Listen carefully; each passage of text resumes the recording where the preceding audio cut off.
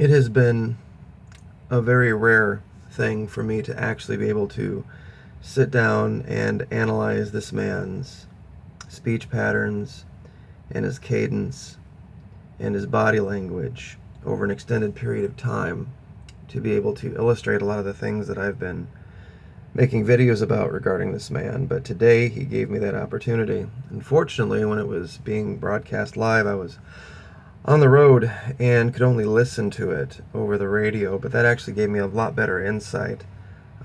Sometimes when you close your eyes and you listen to people talk and you get away from what's being said and how they're saying it and the tone with which they're saying it, you can really get a better idea of what's going on in their head. A lot of what was dealt with in this press conference had to do with this thing called fake news. What's happened here, believe it or not, folks, is this release from BuzzFeed actually came from the Trump people themselves. See, they wanted to have this set up. They wanted to be able to put something out there that was salacious and disgusting, so people who don't like Trump, who weren't thinking properly about the source, would just grab it up and put it out there as fast as they could, just to get, the viewers and the ratings, and played right into the guy's hands.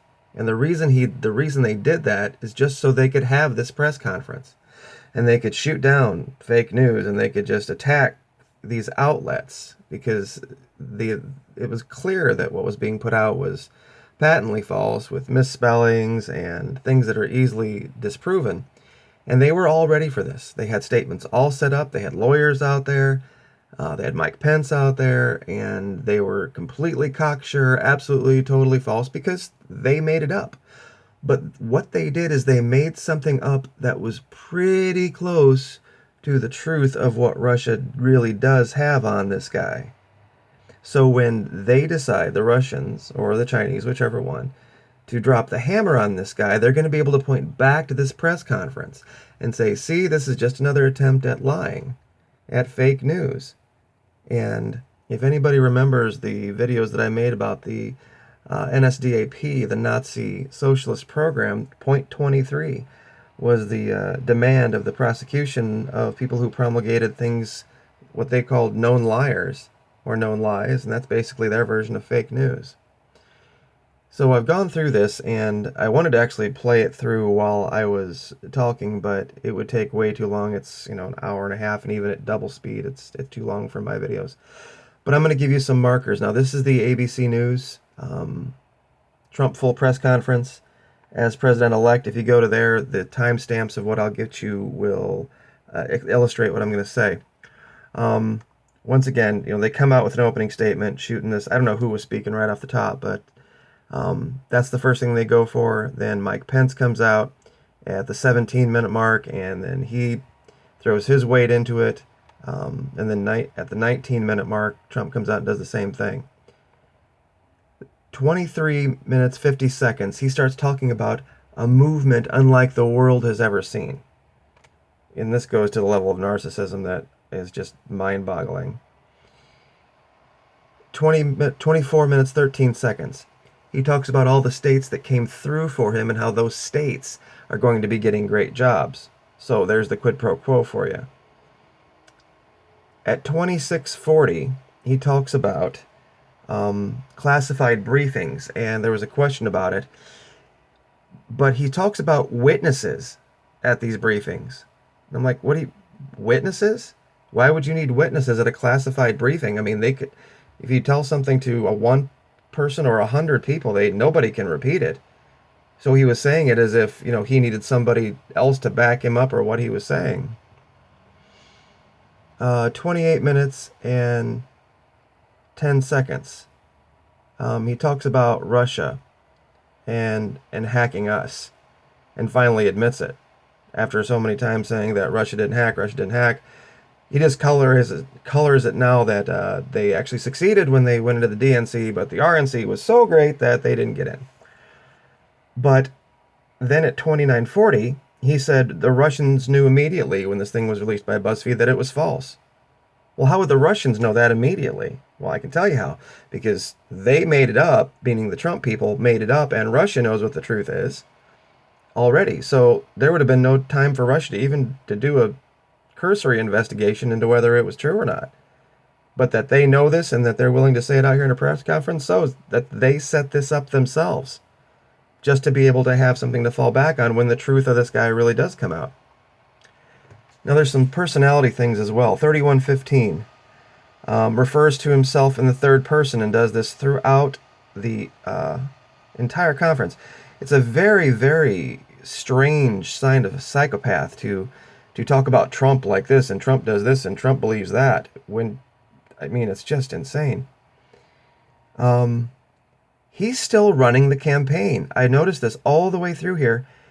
He was, between the 28 and 29 minute marks, still talking about Hillary Clinton. Between the 31 and 32 minute marks, still talking about Clinton. 32:30, he goes into this thing with the hotel room and the cameras.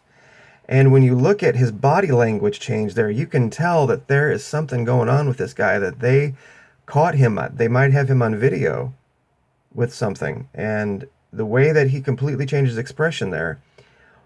Stop the tape at 33:10, 33:11, and look at what happens when his eyes move. When he's trying to relate a story about being in Russia.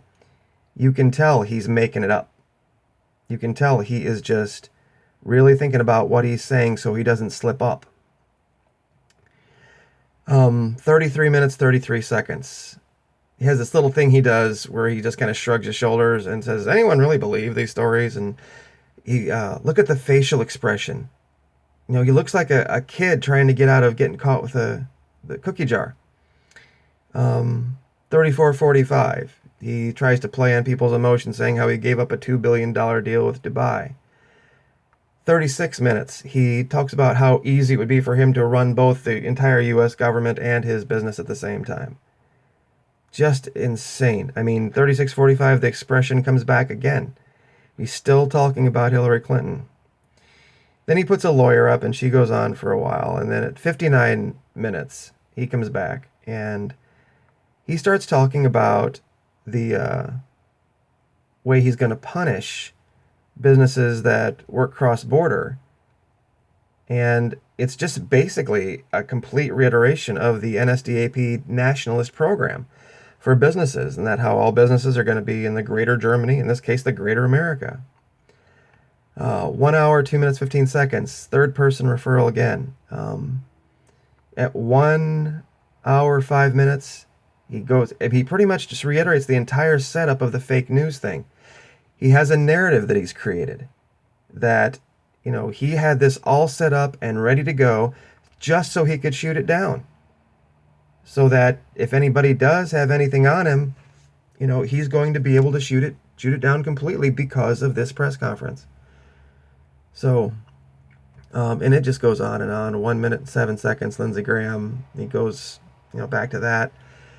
And you can go through, and if you look at this for yourself, folks, and you watch the guy's eyes, watch his body language, listen to what he's saying, he is not reacting. If this really were something where fake news just came out of nowhere that he didn't know about, with all of the hearings and everything going on with the government, he'd go, oh, you know, it's just a bunch of lies, a bunch of people telling. He wouldn't make such a big deal of it.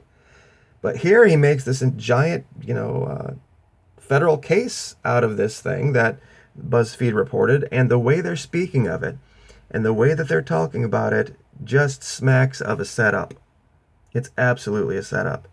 So don't buy this crap, folks. I know nobody out there probably is, but it really is a scary insight into this man's thinking and how he operates. He sounds like a fourth grader with a concussion when he talks. He really does. I don't have any better description than that.